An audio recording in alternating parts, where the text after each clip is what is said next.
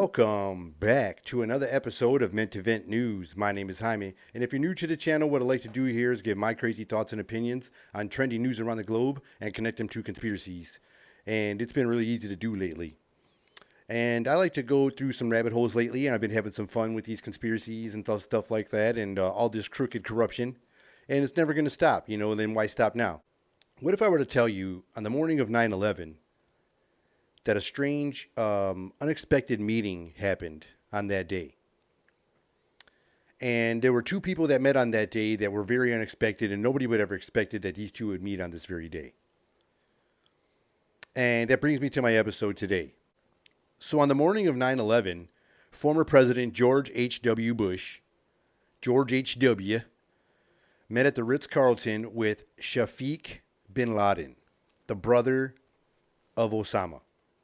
I can't make this up. I was reading this story, this article, and I could not believe this. Like, these guys met on the morning. What was going on that morning? And why would he be meeting with those people? So I decided to look around some more stuff. Like I said, I jumped down the rabbit hole. And apparently, the president's father meeting with the brother of what some people call the mastermind of 9/11. That's not strange at all. That's just not strange at all.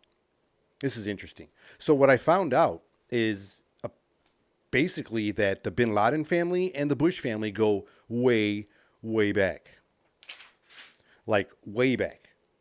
I guess they were connected back in the 70s when Bush's oil company, I think it was called, I don't know if I pronounce it right, but like Arbusto 78 Oil, they received $1 million donation from Salim bin Laden, Osama's older brother. Like, this doesn't get strange at all.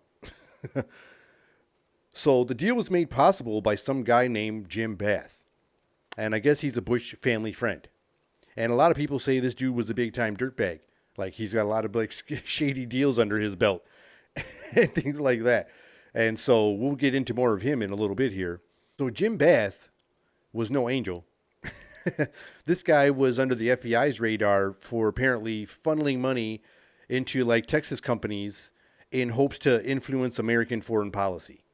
So he was funneling like Saudi donations and internet, foreign donation money and putting them into these companies. And he was like the middleman. And he was making this stuff happen. So politicians do have a price. Who would think that like somebody with just a lot of money could influence a politician?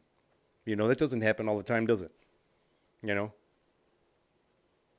But when George Bush took office, he claims that he don't know this guy Jim Bath. And apparently these guys both served on the National Guard together. He must have forgot about that. Like, he must have forgot about that memo. And he was like, and this wasn't like the HW, it was the younger Bush. He was like, no, I don't know this guy now that he got into presidency. Not only that, the guy, I guess, helped fund his governor campaign. Isn't that interesting? But he said he doesn't know the guy. But some say he made really bad decisions on what they were calling errors of judgment. And they made this claim because of the apparent family ties with the bin Laden family. And talk about some more bad judgment. George Bush appointed Thomas Keane to head the 9/11 investigations. And here's an interesting fact about Mr. Thomas Keane. This guy apparently was known for having business ties with Khalid bin Mafur. If I don't even know how to say that guy's name is. But he was bin Laden's like brother-in-law. Like, their brother-in-law. This feels like a soap opera. Like, everybody's like tied into stuff. Like, you're waiting for the next, like, oh no, it was the doctor. And then it was like the doctor's twin brother.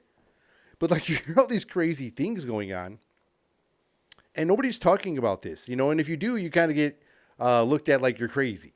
And when you find, and what I find interesting also is the power of money.